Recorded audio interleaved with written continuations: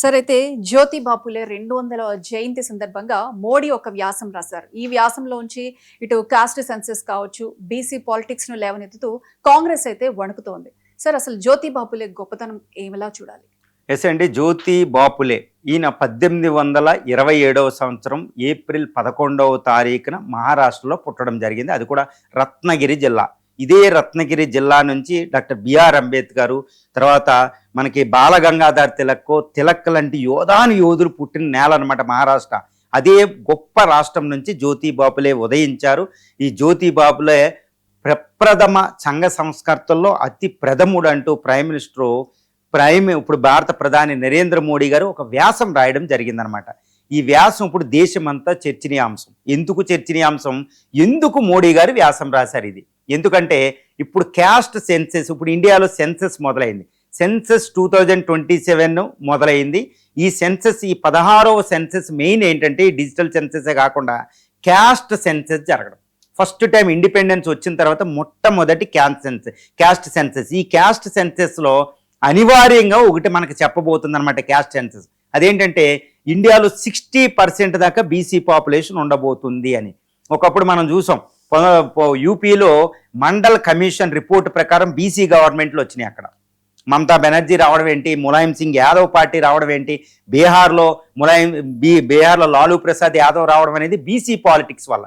మళ్ళా సెన్సెస్ ప్రకారం అంటే 2029లో ఎట్టి పరిస్థితుల్లో ఓట్ బ్యాంక్ ఎవరిది ఏంటంటే బీసీ రాజకీయాలు, బీసీ క్యాస్ట్ ఎంత ఉంటుందని తెలుస్తుంది. అంటే ప్రైమ్ మినిస్టర్ మోడీ గారు ఇప్పుడు బీసీ లీడర్లకి ఆరాధ్య దైవమైన జ్యోతి బాపులే మీద వ్యాసం రాయడం అంటే ఈ దృష్టితోనే రాసినట్టు. అంటే ఏంటి, కాంగ్రెస్ కంటే ఆయన ముందే బీసీ పాలిటిక్స్ మొదలెట్టినట్టు. ఆయన ఎప్పుడు చెప్తూ ఉంటారు, నేను బీసీ నాయకుడిని, బీసీ లీడర్ని, ఒక వాలాన్ని నేను ఇప్పుడు దాకా ప్రైమ్ మినిస్టర్ స్థానానికి వెళ్ళాను, బీజేపీ ఆ పని చేయగలిగిద్దని ఇప్పుడు మళ్ళీ జ్యోతి బాపులే కోసం మాట్లాడడం. కానీ ఈ వ్యాసాన్ని జాగ్రత్తగా గమనించినట్టయితే ఈ వ్యాసంలో ఆయన ఏం చెప్తున్నారు, ప్రప్రథమ సంఘ సంస్కర్త జ్యోతి బాపులే. ఈవిడి భార్య ఈవెన్ సావిత్రి పూలే కూడా చాలా గొప్పది బాలికల విద్య, ఉమెన్ విద్యకి సంబంధించి 200 సంవత్సరాల క్రితం ఆయన ధైర్యాన్ని మనం మెచ్చుకోవాలనుకుంటూ మాట్లాడారు. కానీ ఒక్క విషయాన్ని ఆ దాంట్లో చర్చించలేదు. అదేంటి, ఈ జ్యోతి బాపులేతో పాటు కబీరు, అదేవిధంగా గౌతమ బుద్ధుడు, వీళ్ళ ముగ్గురిని డాక్టర్ బిఆర్ అంబేద్కర్ తన యొక్క గురువులుగా ప్రకటించాడు. అంటే అంబేద్కర్ భాషని ఇక్కడ ప్రైమ్ మినిస్టర్ మోడీ గారు ఉపయోగించలేదు. అంటే ఏంటి, కేవలం బీసీ పాలిటిక్స్ మీదే మోడీ గారు దృష్టి పెట్టారు. ఇంకోటి ఏంటంటే జ్యోతి బాపులే కోసం చాలా విషయాలు ఈయన అఫ్కోర్స్ వ్యాసంలో చర్చించలేరు. కానీ మనం ఇప్పుడు ఏంటంటే ఇది 200 ఈ జన్మదినోత్సవం సందర్భంగా జ్యోతి బాపులే విషయాన్ని ఒక్కటైతే మనం స్మరించాలి. ఎందుకంటే the great doctor BR Ambedkar according to Cambridge University survey ప్రకారం మొత్తం మానవ చరిత్రలోనే, గత సెంచరీ కాదండి, మొత్తం మానవ చరిత్రలోనే గత 10,000 సంవత్సరాల్లో ఈ ప్రపంచంలో టాప్ 100 పర్సనాలిటీస్లో టాప్ 10లోకి డాక్టర్ బిఆర్ అంబేద్కర్ వస్తారు. అందులో మహాత్మా గాంధీని, బుద్ధుని కూడా తీసుకురాం. ఇండియా నుంచి 3 వచ్చారు, అందులో డాక్టర్ బిఆర్ అంబేద్కర్ కూడా. అటువంటి గ్రేటెస్ట్ డాక్టర్ బిఆర్ అంబేద్కర్ భారత రాజ్యాంగ పితామహుడు. ఆయన తమ గురువులుగా ప్రకటించుకున్న 3లో జ్యోతి బాపులే ఒకడు ఉండడం. అంటే జ్యోతి బాపులే ఎందుకు డాక్టర్ బిఆర్ అంబేద్కర్ గురువుగా ప్రకటించుకున్నారంటే అక్కడే జ్యోతి బాపులే గొప్పతనం మనం బయటపడుతుంది మన జనరేషన్స్కి. ఏంటి అంటే జ్యోతి బాపులే 1827లో అంటే ఇప్పుడే బయటకు వచ్చి, ఇప్పుడు 2026లో ఒక లీడర్ బయటకు వచ్చి భారతదేశంలో క్యాస్టిజం కోసం, భారతదేశంలో మూఢనమ్మకాలు ఉన్న పెద్ద విషయాల కోసం మాట్లాడే ధైర్యం ఇప్పుడే మనం చూడం. కానీ 1827లో బ్రాహ్మణత్వాలు, క్యాస్టిజం, కుల వివక్ష అత్యున్నతమైన స్థాయిలో ఉన్నప్పుడు, అది బ్రిటిష్ వాడు అధికారంలో ఉన్నప్పుడు ఏం మాట్లాడితే ఏమవుద్దో ప్రాణాల ప్రమాదం ఉన్న స్థితిలో 1827లోనే జ్యోతి బాపులే బయటకు వచ్చి గులాంగిరి అనే బుక్ రాయడం. ఇప్పుడు ఆ బుక్ రాసిన అసలు మార్కెట్లో ఆయన పరిస్థితి, ప్రాణం ఎలా ఉంటుందో తెలియదు అనమాట. గులాంగిరి బుక్ చదివిన తర్వాత మొట్టమొదటిగా వచ్చేది ఏంటంటే, నేను గులాంగిరి బుక్ని చదివిన తర్వాత వెంటనే దశావతారాల్లో ఒక భాగమైన లక్ష్మీ నరసింహస్వామి గుడికి వెళ్ళి దండం పెట్టడం మానేయవలసిన పరిస్థితి వచ్చింది. చాలా పెద్ద విషయం అనమాట. పరశురాముడిని అసలు దైవం కింద కొలిసే పరిస్థితి కూడా లేదనమాట. అంతటి హిందుత్వంలో ఉన్న క్యాస్టిజం మీద అంత తీవ్రమైన దాడి చేస్తారు గులాంగిరి బుక్ ద్వారా. చాలా అద్భుతమైన బుక్. ఎందుకంటే భారతదేశంలో క్యాస్టిజాన్ని అంత ధైర్యంగా అటాక్ చేసిన యోధుడు ఇప్పటికీ కూడా లేడు. తర్వాత డాక్టర్ బిఆర్ అంబేద్కరే, తర్వాత భారత రాజ్యాంగమే. అంతటి యొక్క ఇన్స్పిరేషన్ని, అంత యొక్క అవేకనింగ్ అనేది జ్యోతిబాపులే ధైర్యం. ఆ ధైర్యాన్ని ఏ విధంగా కొనియాడాలో కూడా మనకు తెలియదు అనమాట.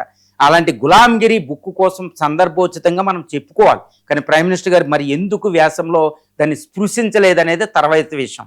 క్యాస్టిజం ఈ విషయాలను స్పృశించకుండా జ్యోతిబాపులే గొప్పోడు అంటే కుదరదండి. జ్యోతిబాపులు ఎందుకు గొప్పోడో చెప్పాలి. జ్యోతిబాపులే డాక్టర్ బిఆర్ అంబేద్కర్కి గురువు అని చెప్పడం వల్ల ఆయన ప్రాముఖ్యత చాలా బయటకు వస్తుంది. తర్వాత అదే జ్యోతిబాపులు ఇన్స్పిరేషన్తో డికే కార్వే, ఇక్కడ కందుకూరి వీరేశలింగం పంతులు, అదే మహారాష్ట్ర నుంచి ఇంకా యోధులు, తర్వాత కేరళ నుంచి పెరియార్లు, తమిళనాడు నుంచి ఇలా ఎంతో యోధులు, తర్వాత వెస్ట్ బెంగాల్ నుంచి, యూపీ నుంచి ఇంత సంఘ సంస్కృతులు వచ్చారు, పంజాబ్ నుంచి అనేది చెప్పాలి. తర్వాత ఈ క్యాస్టిజం మీద ఇంత వారు ఎలా జరిగిందో చెప్పాలి. తర్వాత బాలిక స్త్రీ విద్యకి సంబంధించి వితంతువుల వివాహాలకు సంబంధించి చెప్పాలి. ఈవెన్ భారత రాజ్యాంగంలో ఈ రోజు కూడా పూలే దర్శిస్తారు, ఎందుకంటే అంబేద్కర్కి ఇన్స్పిరేషన్ ఆయనే కాబట్టి. Doctor BR Ambedkar temple entry movement, ఈ యొక్క కాలారామన్ టెంపుల్ నాసిక్లో ఆయన టెంపుల్ ఎంట్రీ మూమెంట్ చేసింది జ్యోతిబాపులే యొక్క ఆదర్శంతోనే, ఆ ధైర్యంతోనే. ఇంత ఇన్స్పిరేషన్ అనేది బిఆర్ అంబేద్కర్కి వచ్చిందంటే బాపులే ఎంతటి గ్రేటెస్ట్ లీడరు మనం చెప్పవచ్చు అనమాట. ఒక రాజా రామ్మోహన్ రాయ్, బిఆర్ అంబేద్కర్, జ్యోతిబాపులే వీళ్ళకు తిరుగులేని నేతలు భారత సంస్కృతిలోనే. నేను ఒక విషయం చెప్తాను, గత 200 సంవత్సరాలు కాదండి, ఎంటైర్ ఇండియన్ సివిలైజేషన్ హిస్టరీ గత 10,000 సంవత్సరాల్లో ఈ జ్యోతిబాపులే లీడర్ ఒకళ్ళు ఉన్నారు అని చెప్పవలసిన పరిస్థితి ఇక్కడ మనకు వస్తుందన్నమాట. అంటే బీసీ పాలిటిక్స్లో భాగంగా జ్యోతిబాపులేని చెప్పడం అనేది చాలా తప్పు. ఇది చాలా చాలా చాలా తప్పు. ఈ విషయంలో బీసీ పాలిటిక్స్ కాదండి. ఇప్పుడు పోస్ట్ మసిలీ ఆయనకి ఎన్ని అవార్డులైనా ప్రకటించాలి మనం. ఆయన ఇన్స్పిరేషన్ ప్రతి స్కూల్ బుక్లో ఉండేటట్టు చూడాలి. అవి పెట్టడం ఇవి పెట్టడం కాదు. జ్యోతిబాపులే కోసం 1 year శతాబ్ది ఉత్సవాలు చేయడమే కాదు, ఆయన్ని సిలబస్లో పెట్టి ఆయన అన్ని లాంగ్వేజ్లో ముద్రించి ఆయన ఇన్స్పిరేషన్ వచ్చి భారతదేశంలో కుల వ్యవస్థ ఉండకూడదు. ఇప్పుడు రీసెంట్గా దళితులు ఎవరైతే మతాన్ని మార్చుకుంటారో వాళ్ళకి ఎస్సీ స్టేటస్ కోల్పోతారు అనేది రాజ్యాంగ విరుద్ధం. ఇప్పుడు సుప్రీంకోర్టు ఇవ్వచ్చు, తర్వాత కాన్స్టిట్యూషనల్ బెంచ్కి వెళ్తే తర్వాత ఇంకా మనకు వస్తుంది, ఇంకా పూర్తిగా అది ఇచ్చినట్టు కాదు. మరి ఏంటి ఇది, రాజ్యాంగం ఏం చెప్తుంది, సుప్రీంకోర్టు తీర్పు ఏంటి, పెద్ద చర్చ జరుగుతుంది. ఇలాంటి విషయాలను ధైర్యంగా స్పృశించగలగాలి. అంటే బాపులేని స్మరించుకోవడం కాదండి, జ్యోతిబాపులే సంఘ సంస్కర్తగా ఒక పొలిటీషియన్స్ కూడా ఆయన ఇచ్చిన ధైర్యాన్ని మీరు ఆకలింపు చేసుకున్నారా లేదా, మీరు ఆక్వైంట్ చేసి దాన్ని ఉపయోగిస్తున్నారా లేదా అనేది ఇక్కడ ప్రధానం అన్నమాట.